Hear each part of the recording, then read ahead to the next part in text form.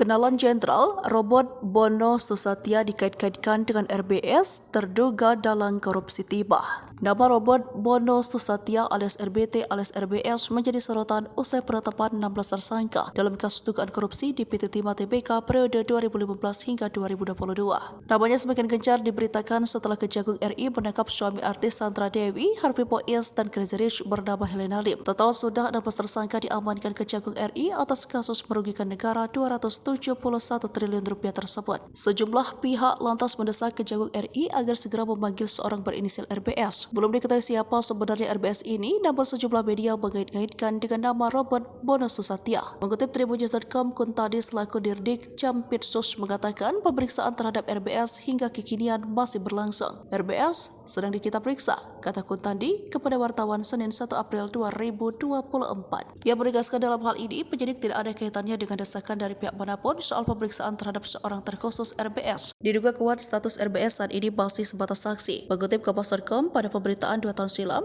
ia memiliki nama lengkap Robert Priantono Bono Susatya. Dikutip dari Tribun News, ia disebut merupakan alumnus Universitas of California San Francisco Foundation. Dia disebut pernah menjadi komisaris utama PT Citra Marga Nusapala Persada Tbk yang bergerak di bidang operator jalan tol. Ia disebut pernah menjabat komisaris utama PT Jasuindo 3 Perkasa Tbk yang bergerak di bidang percetakan dan memproduksi dokumen keamanan. PT itu disebut pernah menggarap proyek pencetak bukti pemilikan kendaraan bermotor, surat tanda nomor kendaraan, dan surat izin mengemudi di Korps Lalu Lintas Polri. Ia tercatat sebagai Presiden Direktur PT Pratama Agro Sawit sejak 2008. Perusahaan itu bergerak di bidang perkebunan kelapa sawit di Kabupaten Batanghari, Jambi.